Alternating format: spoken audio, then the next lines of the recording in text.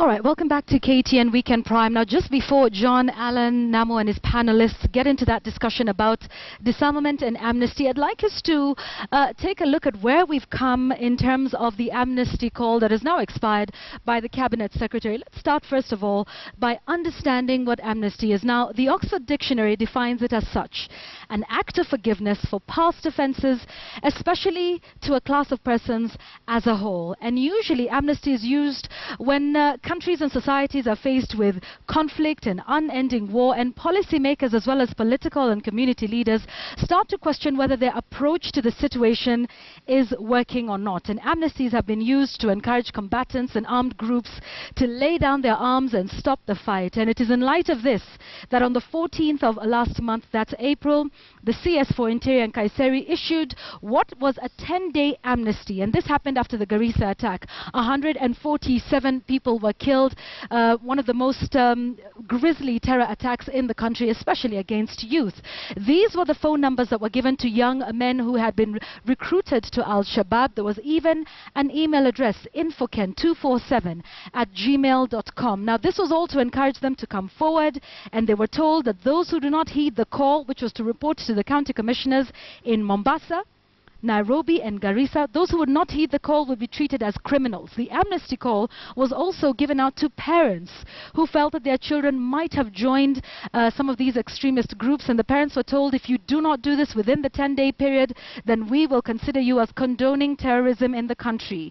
Now, of course, after 10 days, it was then extended by another 14 days. Now, that was from that was April 24th, 10 days after that. Now, there were varied reactions from different leaders, both Christian and Muslim leaders. Now, the Christian leaders were very wary of having blanket amnesty for perpetrators of heinous murders that took place in Garissa, and not just there, but in the various other attacks that we had. And not only that, the Muslim leaders on the other end raised the issue of trust between government and the community, and they raised the need for inclusivity. Take a listen to the varied reactions from both Muslim and Christian leaders on the issue.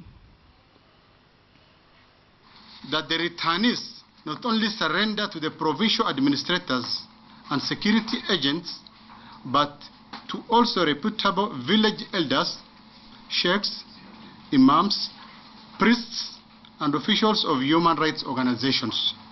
Kenyans have not seen any clergy involved in radicalization that SUPKEM and other Muslim religious leaders have denounced and publicized and given to government and said these ones are responsible.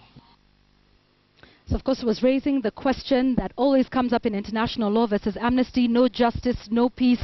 But let's take a look at the reaction to this on the ground. Now, the organizing secretary for the Council of Imams and Preachers of Kenya, Sheikh Khalifa, was quoted as saying no one has surrendered to them. Now, this is an important organization because they're heavily involved in combating terrorism. No one had surrendered to them by this time. And they also said, however, that 5 parents had approached them to report their children missing. They believed that many of their children had joined extremist groups. Let's see other reactions and other statements that were made. Now, the Mombasa County Deputy Police Commandant, Kithuka, was quoted in a standard newspaper article on the 27th of April. He said just 1 militant had surrendered to the Kisauni police station. What were the reasons he gave? Exactly what has been raised, the issue about trust, that there was fear of reprisals from the radical Islamists. And another thing is the fear of the outcome of surrender. This coming from a government official, no less. Now, some of this mistrust may also be due to the fact that those who have been seen to be fighting terrorism, particularly at the coast, have lost their lives. Many remember the killing of Sheikh Idris, who was majorly in the fight against radicalization at the coast.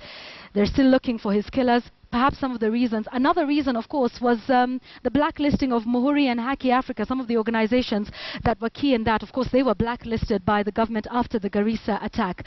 Let's move to other parts of the coast and take a look at what was happening there. Kwale. no one has come forward. No one has been reported to have given himself up.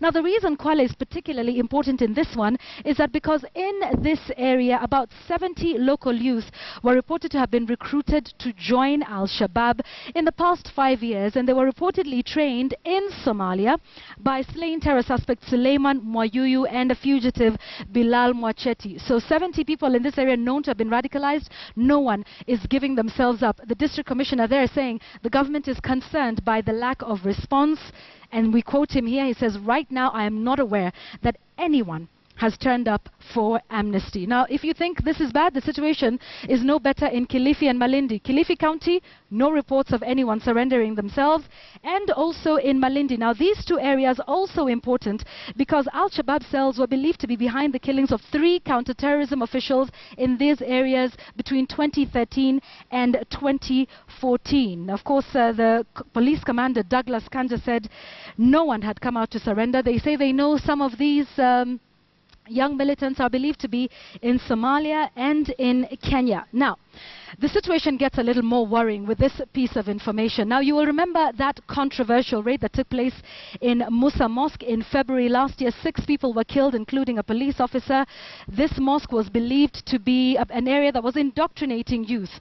Hundreds of youth were arrested in that one. This is where it gets shocking with this disarmament and amnesty call. The police have apparently lost contact with 29 of the youth that were arrested in that mosque raid alone. Again, Kithuka saying he believes hundreds of youth from Mombasa have joined Al-Shabaab. They're again in Mombasa and in Somalia. So these are just some of the issues that start to worry you. But with all of these things, and all of these reports that we hear about nobody surrendering themselves, right here in Nairobi, the CS Nkaissery is optimistic and says it's been an overwhelmingly positive response. Listen to what he said earlier this week. I can say here, the response is very positive. The response is very good. Even last night, for those who had the opportunity to watch the television, you saw a young man walking, talking, saying that I've come back and we are doing ABCD. So the response is quite high, and we are very happy. Precisely, I cannot tell you 120 have come, but I can assure you it's very positive response. He cannot name names, and we don't know exactly how many. But if you think it's not successful, we've done a case study of where it has been successful, and that's right next door in Uganda. There was an Amnesty Act in 2000. It was basically to deal with the rebellion from the LRA. Now, why it worked so well there was it was anchored in law, including the rehabilitation process, and it's about winning the hearts, the minds, and the stomachs of those. Now, take a look at this success story. In the 12 years since the Uganda Amnesty Act was formed, for which there was a commission, by the way, 26,288 rebels had received amnesty, and this essentially brought LRA under control. And out of those, 12,971 were LRA. They were able to bring in even other rebels. Now, one of the chief negotiators of this Amnesty Act, Dr. David Matanga, is joining John Allen Namu and his panel to discuss this further. Remember, we're looking for your feedback. The Other Kenya on Twitter. John? That's right, Dr. David Matsanga, chief negotiator for between the Ugandan government and the LRA, is here with us in studio, as well as 3 other guests. I'll start with my right, Jabiki Limo, of course, a former member of parliament, now the chair of the board, the anti-FGM board, but of course here to speak about her experiences between the Marakwet and the Pokot and resolving those conflicts. They are long running conflicts. Thank you very much for joining us this evening. And right next to her is, of course, a familiar face on KTN, Alamin Kimasi, human rights defender, also chairing a working group on counter-terrorism and counter-radicalization. And right next to him, Deputy Secretary General of SUPKEM, Hassan Olenado, who is also involved in de-radicalization attempts, as well as looking at calls for amnesty. And the central question here that a number of people raised once that amnesty was extended, I'll start with you, Alamin, especially the NCCK and other quarters, was why are we putting peace before justice? Why is it that we'd rather resolve this issue by calling in people who are supposedly radicals, people who do harm to this country, and and bring them into the fold rather than arrest them? Yes. I think the consideration, the major consideration for instituting, or rather even having an amnesty call, was the fact of lack of, advancement in the processes that were going on. That the advancing, the processes were not being carried in a way that our society would feel that one, that they're getting secure, and two, that the future is guaranteed. So those two, the basic thing is that we need to feel that we are secure. Yeah. And never mind however we are going to do it, but if we are going to allow people to be given certain conditions to come back, get certain conditions, and then they give us our security, so be it. All right. Now, Hassan, SUPKEM would have been one of the institutions that would have received some of the young men, possibly young women, who have crossed into Somalia, crossed into different parts of the world, and come back as returnees and radicalized, or have run away from those institutions. What can you speak to about the numbers of people during that amnesty period that actually came back into the fold through the hands of SUPKEM? Thank you, Alan. I think Supreme Council have, in the first time, actually appreciated the action of government by giving this window to the majority of the young people who have joined, who have found themselves in such groups. However, the first 10 days, we realized that's not going to be achieved anything, and we did an appeal to government to extend it for a month. Within that period, SUPKEM, because this is a very sensitive issue that cannot be given figures and details, has actually done quite a good job in terms of trying to deliver these young people to take advantage of the window that was given by government. And I can assure you we have done quite a good job. Yeah. All right. And beyond amnesty, beyond the young men who Joseph Nkaissery was talking about, Dr. Matsanga coming back, do we have the infrastructure to be able to support such an amnesty call? So they come back, and then what? Yes, first of all, I think what the government of Kenya has done is a right step in the right direction. You must begin somewhere to tackle terrorism. Terrorism is not tackled by boots on the ground or heavy artillery. It is tackled in several ways. Some of us who took part in the Uganda amnesty discussions and the peace process, we had to start somewhere. And what the government has done, I thank them for thinking in that direction. But they must put legal framework. There must be a framework under which this amnesty will operate. Piecemeal amnesty of 14, 20, 30 days won't work. Yeah. We must first of all go back to the drawing table, so that the people who are under arms, the terrorists, know that there is a framework that will safeguard them. Yes. Once they turn out, nobody is going to take revenge on them.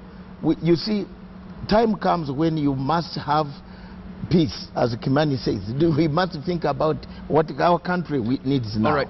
Beyond that legal framework that you speak of, there's of course the element of trust, and I think that has come out in some of the statements that Yvonne had just presented. Jabi, let me bring you into this discussion with something that happened fairly recently, actually today.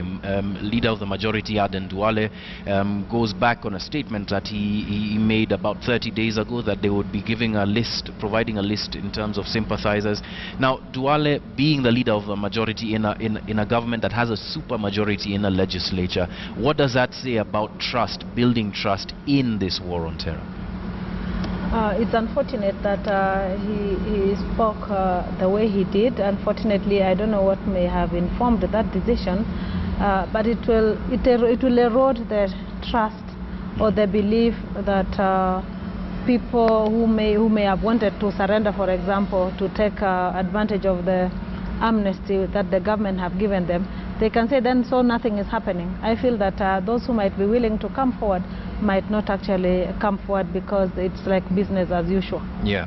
Speaking of which, the government has had disarmament campaigns as well as amnesty calls in other parts of the country, including the Northwest, the Northeast.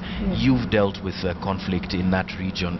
How effective have the disarmament and amnesty calls by the government been? Since 2010, we've had an average of 1 in different parts of the country for the past 5 years. I'll go back to maybe 2003 or 2002 when I became Member of Parliament in Marakwet East. The issue of disarmament has not achieved much, especially amongst communities who practice cattle rustling, either as a hobby or because of business kind of.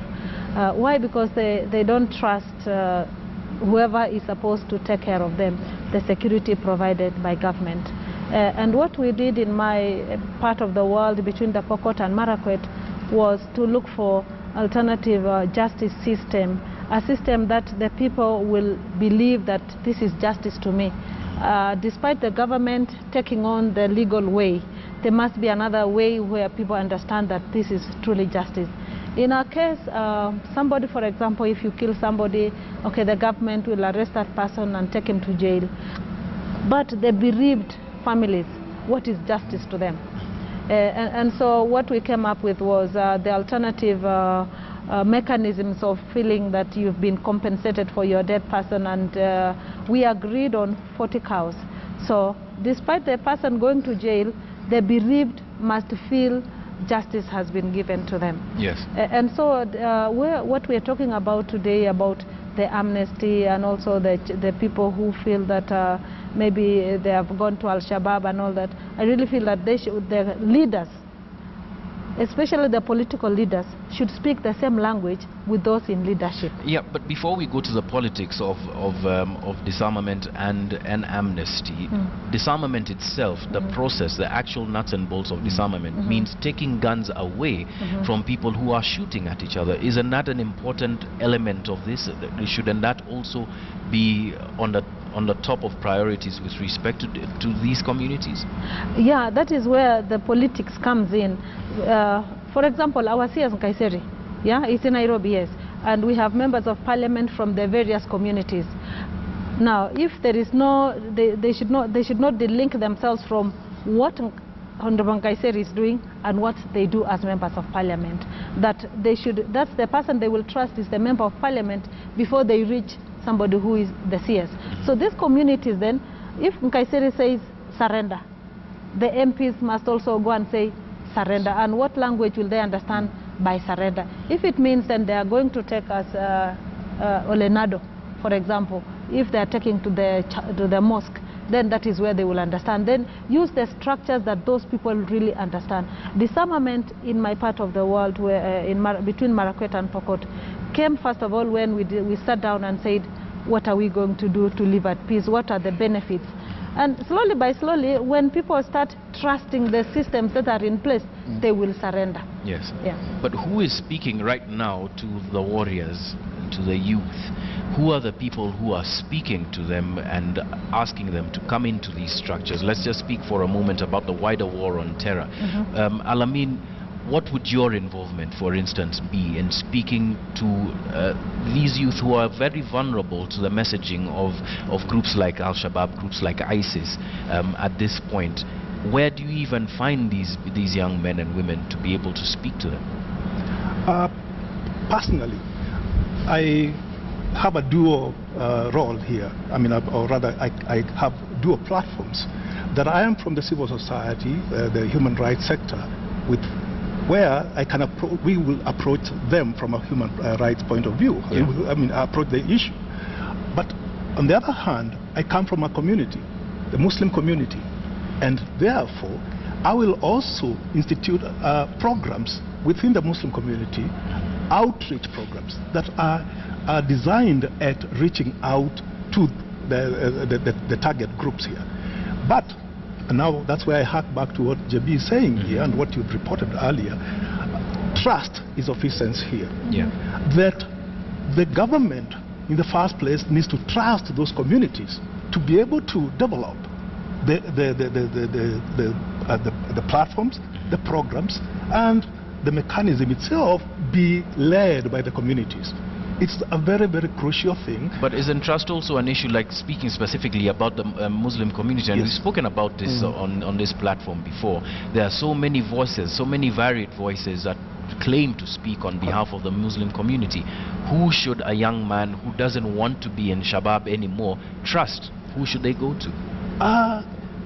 Hassan Olenado will tell you that even when we believe that I'm not able to reach John within the community, we create a mechanism where John can be reached by a certain unit of the community that he trusts, and it's worked. And we do believe, even in this instance, that is working, and it can work. I believe Hassan can speak. Hassan, tell us about that with respect to trust. There's a CIPK, there's SUPKEM, there's NAMLEF. Who would a young person go and speak to if they've come back from say Somalia and they'd like to re-engage the community? I'll go back, Alan, to the whole question of trust in the process of demobilization, disarmament, and reintegration. It's actually critical that the beginning of Amnesty should begin in trust building. That is where Amnesty becomes successful. If you look at what happens in Philippines between Moral Liberation Movement and the government of Philippines, in the negotiations, what they even agreed that Moral Liberation Movement keep their arms. They were not even disarmed in the first place. They were told, please, if you don't trust us, keep your arms so that you take care of yourselves, but let us continue negotiation. It took a while before now these members of this other group would now decide to hand over the arms, because they have realized they have achieved what they wanted. Actually, a literal example of what can work here is sitting right here with us, Dr. Masanga. Let me just bring you back into this discussion. With the LRA and building trust over such a long period, how, first of all, was that able to work? And then, secondly, these are young men and women who have been indoctrinated in a certain way to think of, say, the government as the enemy, say other people as the enemy, as with Al-Shabaab. How important is that process coming on the back of building trust between the government, say, and the group that we're discussing? First of all, let's see what type of terrorism is in Kenya, because we might be talking about general terrorism. The one that is in Kenya is rented, according to me. The little I know about security is rented terrorism. They are bigger cell outside ordering a smaller cell to operate into Kenya. Another type of terrorism that we see is the use of traditional cattle rustling that Madam Chilimo Honorable has talked about. But the case of LRA, first, the government of Uganda gave incentives. What do they want to gain when they surrender? We laid down the incentives. We laid down the going back to schools. We laid down giving, you see, no punishment, no to the families, nothing, reparations. With transitional justice, which I am part of. I like transitional justice. I'm not part of retributive justice. That's why you see me fighting every day about taking people to jail. But look at this. The LRA, some of these people are not willing participants. Some of them are just, even in the terror groups of Al-Shabaab, some were taken thinking they were going for a holiday, and they ended up there. And they are trained to come back and kill.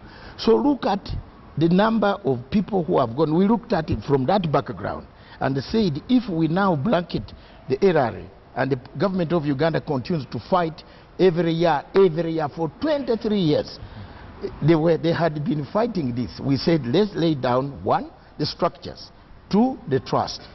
We brought in the bishops, we brought in the sheikhs, we brought in the cardinals, we brought in elders, we brought in paramount chiefs. And that is very, very important, that the local community itself is able to one build of the trust things that we have, which is different from this place, is that that's why you see Karamojongs today can also grow tomatoes and exported the tomatoes to Kampala, as we call it, because they use only to cattle rustle. We have done that. There is a mechanism of saying, bring your guns, we shall bring you the horse. Bring your guns, we shall give you something. You must have a system of three, which they call the head, the heart and the stomach. Yeah. This must begin there, because some of these people were taken there by they found themselves in or under a gun that you must be here. If you live here, you'll be killed. Nonetheless, there are people within these organizations, the LRA, the Al-Shabaab, who have committed massive atrocities that people would not be able to understand within the context of Amnesty. Where do you draw the line? What caliber of person would you be able to give Amnesty, say a Joseph Kony? Yes. Or heinous crimes. Yes. Heinous crimes. Even the Kony crimes, according to the Amnesty Act of Uganda, if Kony had surrendered within the time we framed that we are deputed, he was supposed to come back, be under house arrest in Uganda, perform rituals. Clans, there are people who lost their families, and he would go back. We put there the Acholi traditional healing process, where you jump the egg, and then this clan comes back to pay the cows to this clan because of killings. Within the context of terror, I understand that it works there, and because this was a fairly different sort of indoctrination between the LRA and what's happening with Shabab. Someone like Ahmad Iman, someone who's a communications expert for Shabab, as has been told to us by security, is a person who not only is indoctrinated himself, but has indoctrinated lots of people. And terrorism itself, terrorism as a phenomenon, is rather different. It's fairly different to that. Al-Amin and Hassan, maybe you can speak on this. How then do you pull a person who's been radicalized religiously, because that's a far stronger opiate? How do you pull someone back who's been radicalized religiously into the fold? What is that one or two or three things that you can do? Hassan, maybe you can start with you. Absolutely. I think there is actually nothing that we can think that we cannot do in terms of addressing this problem. The indoctrination process is based on the scriptures that exist, the same scriptures as all of us believe in.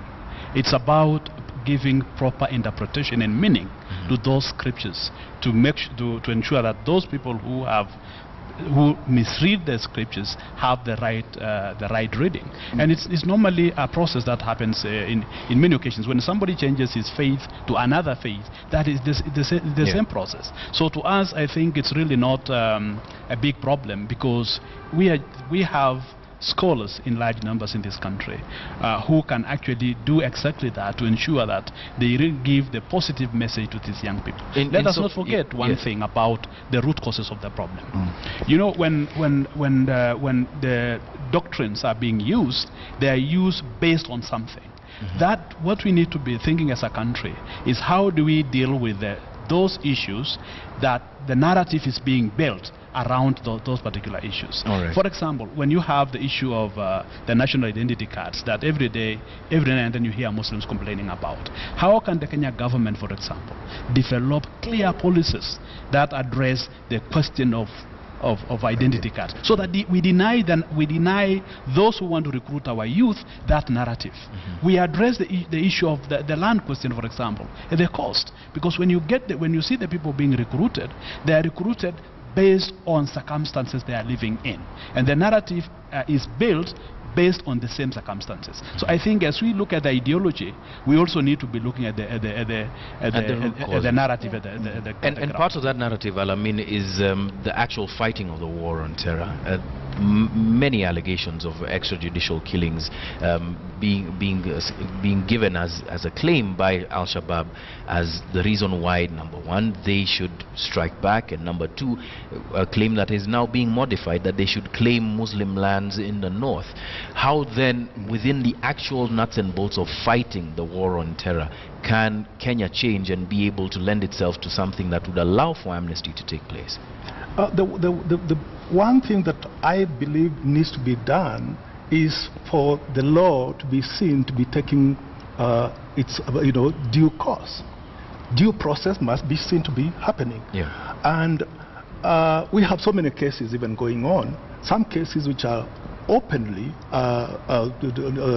unprosecutable, cases that ought not to be in court. those ones really need to be tackled as fast as possible. You know, if you are talking of a lot of youth being incarcerated in places in police precincts or in prisons, then they should be brought before court and their cases be dealt with. At least that will send a very strong message that we deal with you the same way we deal with the rest of the people. And therefore, the violations that that part of the narrative points to is that the violations of the rights of the people, and those will be seen to be tackled. If we go on also and go into issues of policy, like what my brother here is pointing out, there has even been a government report. The Sharawi Commission committee report. Government should at least be seen to be tackling some of those issues, which send the messages to those youths that, oh, things are changing, and things will change. You've been hard. You are being hard. All right, JB, I'll give you the last word here. First, you can contribute, of course. Yeah, I wanted to contribute to what they have said. People also need to feel appreciated. The government must come up with ways of showing the people in Northeastern that they are not marginalized, they are part of Kenya. The youth in Mombasa, even those who feel their lands have been taken away, the government must take an affirmative action to show by actions. They speak louder than words, to show that they are appreciated. Marakwet were in that position before I became MP in 2003. We felt that we were left by the KANU regime, and that's how I came in through DP. But when I came then, the government, and I really want to appreciate the government of President Kibaki, showed the Marakwets that they were not marginalized, they are loved. For example, the way they would treat their member of parliament. One of the first days when I became MP was I was given a chopper to go back home in a chopper. So I learned, and they said, oh, so you mean our member of parliament can come like this by government, and you keep on selling the government policies, telling them that, you know, these are the plans the government is thinking. Let them know that the government is thinking about them. And it is these things, of course, that will be able to help build trust. Yes. Do you think that the recent conflict in Nadome is spun out of a fact of there being that lack of understanding that the people in Nadome, the people in Moyale, the people in different parts of this country are part of Kenya? No, I feel they don't feel they are part of Kenya. They feel they are out there in the bush, there's something happening in town, and they are separate. They need to feel they are part of us, the rest of Kenyans. All right, Jabi Kilimo, unfortunately this is where we're going to have to end it this evening. Lots to discuss. Very tantalizing discussion, very tantalizing topic to be able to get into the nuts and bolts of, but unfortunately that's where we'll leave it. Jabi Kilimo, thank you very much for joining us this evening, as well as you, Alamin, and Hassan Olenado, as well as you, Dr. David Matsanga. Very interesting perspectives from Uganda with respect to Amnesty and disarmament. Something that, of course, is being considered quite heavily here in Kenya, and perhaps also within the East African region that is facing a new and very dangerous enemy in terrorism, in the Al-Shabaab. But of course, the discussions that we have here always have a point with regard to where they are going. What it is that we are trying to resolve here is a question on disarmament and amnesty. Are we doing the right things? Have we done things wrong in the past? And where can we correct our wrongs and be able to move forward? Yvonne Okwara has been following this discussion. Of course, she has a few points on the same. Yvonne.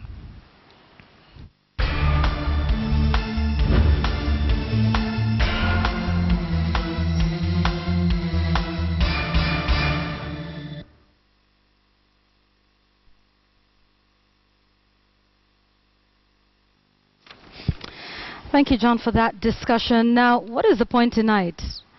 All of this talk about amnesty must move from statements that are made in the capital and be more inclusive in terms of taking a look at everybody on the ground, speaking to community leaders, religious leaders. Not only must it be inclusive, it must also be structured, as happened in Uganda and other societies and communities where it has worked, structured in law. Promises that are made in terms of rehabilitation of the youth. What exactly is that incentive that is being promised to the youth? It comes across as an amorphous promise for rehabilitation. But what is this that will so incentivize these youth who've been radicalized to lay down their arms for an alternative form or way of life? It needs to be structured, it needs to be inclusive. Different communities have different ways of solving issues at their community level. So it needs to trickle down in that regard. And as we have seen today, Amnesty is just one of the tools that can be used to fight terror. It's not just about boots on the ground, it's not just about intelligence, but this is one of those methods that can be used together with all others in the war against terror. Finally, as was said by one of the panelists today, winning the hearts and the minds. And what about the stomachs? What about the idea of giving youth a possible and clear alternative? Like they talked about, it's not just about rehabilitating the youth and giving them alternative skills so as to lay down their arms. There also has to be an issue of reparation for those who are the victims of terror. Perhaps that way, when it's more inclusive, not just the ex-combatants, but also the victims of their actions, this might be one of those that we use in the fight against terror in the long term, as all our other methods are proving to still remain futile in the war against terror. That tonight is the point.